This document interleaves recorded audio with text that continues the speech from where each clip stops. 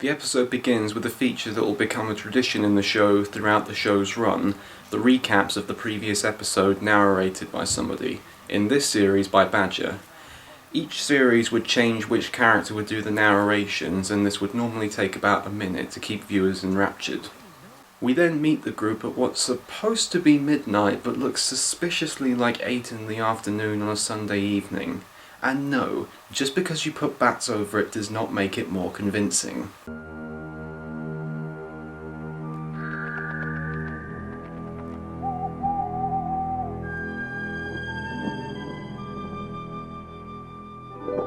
Better hurry, Badger.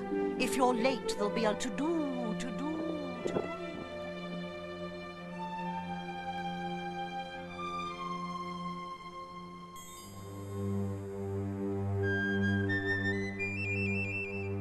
We're going away, we're leaving today. We're going away, we're leaving today. Oh Christ, not that again.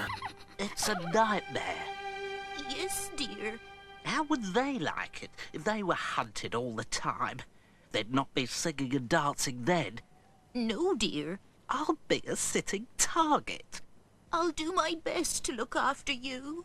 You? What good are you? Jesus, this guy's more of a self-absorbed douche than Richard from Alan Gregory. I don't see him making it through to the end. 24, 25, 26, 27, 28, 29. Are we all here, Badger? Afraid not, Fox. Mole is missing. Let's do ourselves a favor and give him the slip. Mole's slow, stupid, and tasteless. After that crosswire confusion, we get our first crisis of the show besides the main one. Mole's self-consciousness and lack of support that makes him a liability to the cause. Something that, again, goes towards making Mole seeming quite pathetic in the grand scheme of things. So after Badger goes to find Mole, the journey begins proper here, with the animals following Toad to the illustrious White Deer Park.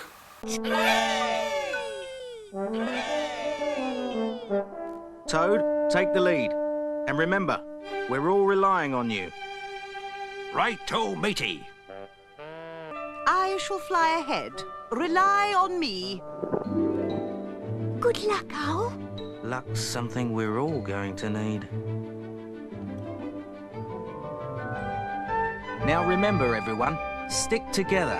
Yes, Fox. Yes, Fox.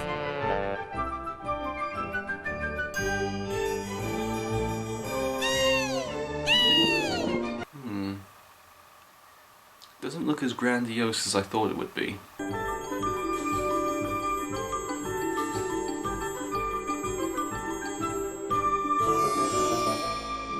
Where is he? Where is he? Oh, I'll give him late. He's always late. He'll be late for his own funeral, that Mole. Hey now, foreshadowing events is my job here. Don't spoil what's to come, because I'm supposed to do that. Mole, where...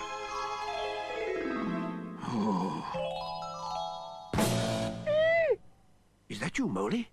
Go away. Moley! Everyone's waiting for you. Don't start, Badger.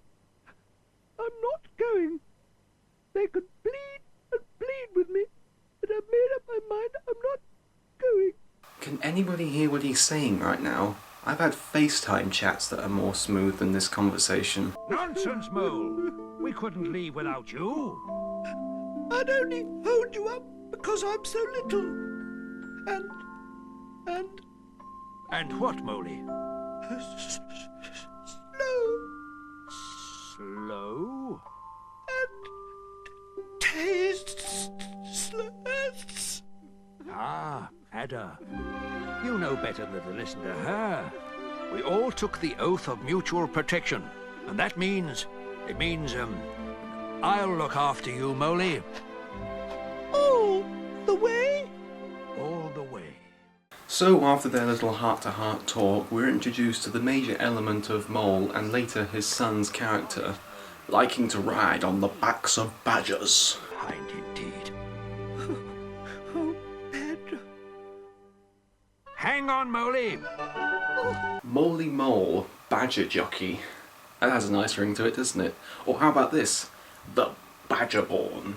Ooh, I like that one. So the rest meet up on what actually looks like midnight now, or was the earlier time actually afternoon, and now this is the proper beginning of the journey. Ugh. Can things just get underway, please? You're delaying this as much as a family who's going on a holiday. Good old Badger. We would have been sorry to leave without you. Not half as sorry as us, eh, Mole? Well, better get a move on, eh? Naturally though, the animals can never go anywhere simple and safe, so they have to go through a construction site on their way to White Deer Park.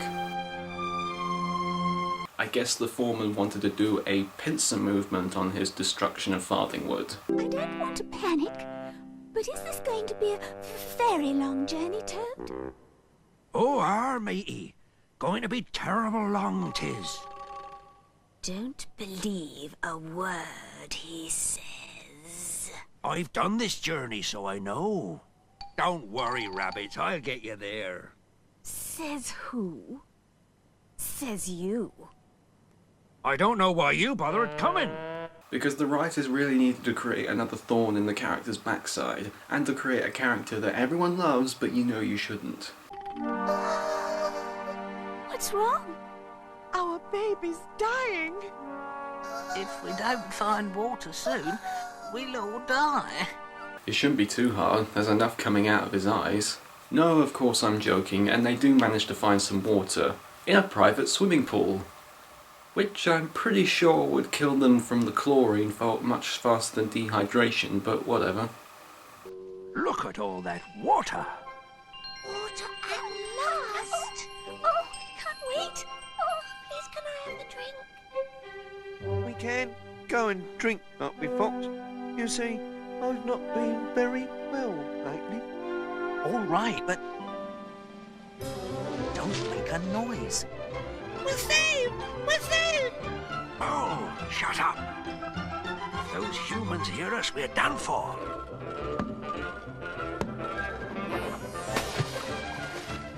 How can a creature as small as Toad manage to be so noisy?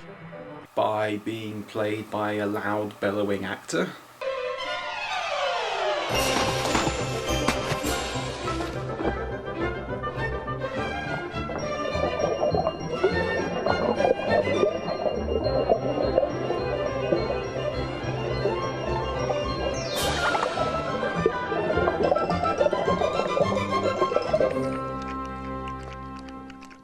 Like I said earlier, why are they drinking and not being poisoned by the chlorine? But anyway, it seems like the animals are now making too much noise, as they then distract the nearest cat, who then chases them into the next scene. Who's a hero then? So, Fox's cunning saved the day.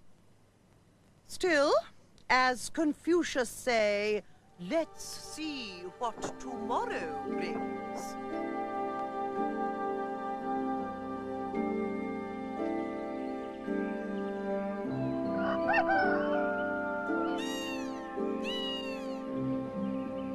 Kestrel, can you find a safe place for us to rest? There's a large gorse thicket. It's on the army land, straight in front of us. But first... I see what you mean. Badger, we have a slight problem. Oh, no. Do we really have to? Looks horribly like it. That gorse thicket is the only safe resting place anywhere near. But we've been traveling all night. We're worn out. Everything comes to he who waits, including death on the road. Once again, another uplifting comment from our morale officer, Owl. Although she does have a point. So the animals prepare to cross the unusually quiet road.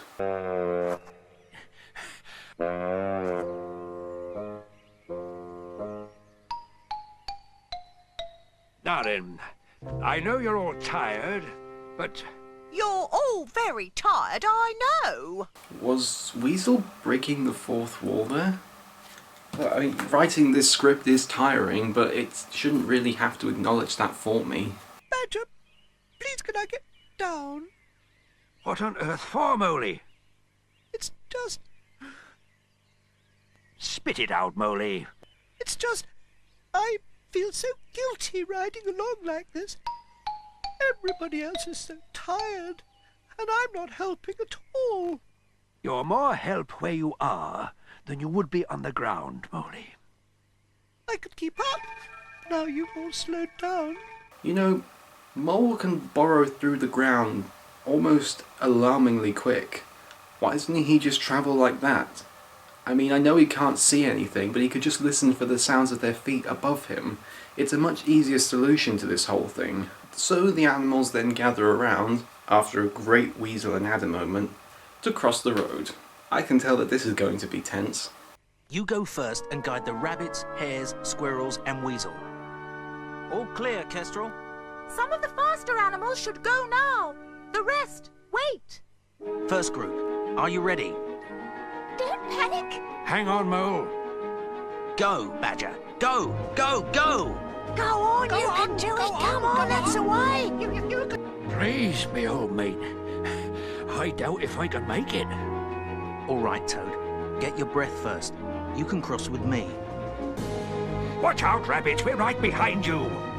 Go through! Go through! Over there, Badger!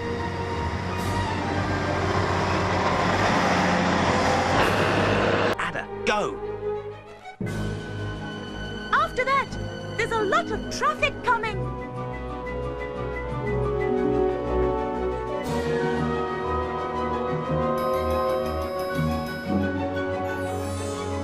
This is going to ruin my scales.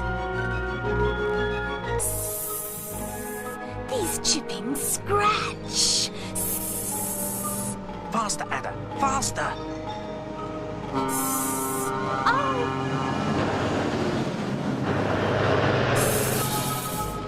I'd be most obliged if you didn't squeeze so, Badger. Now, Fox, but quickly. Run, everyone, as fast as you can!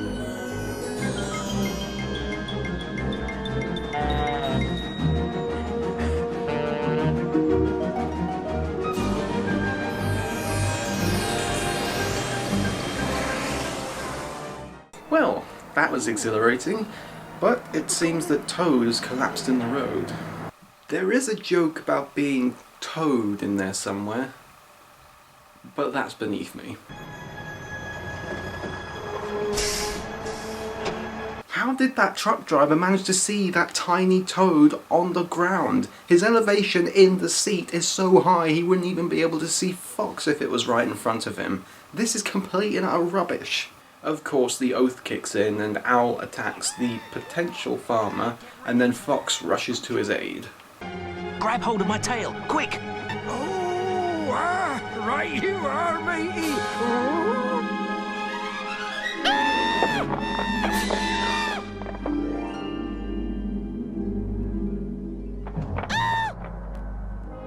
Oh, you saved my life there, matey.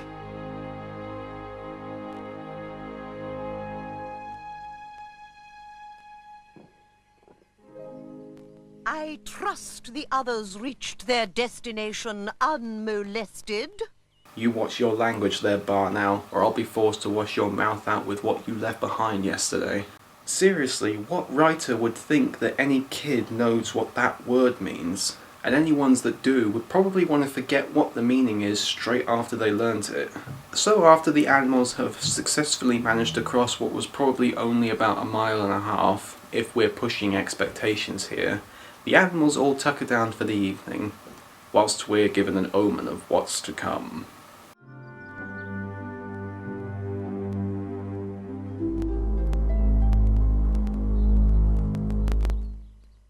Overall, this episode wasn't as interesting as the first one, though the inclusion of the road does help up the ante a bit from the first one, influence the danger, and add one of the many running elements of the show, the idea of a threat or some kind of danger that the animals must cross through in order to get to White Deer Park. which helps add a level of intensity to the story.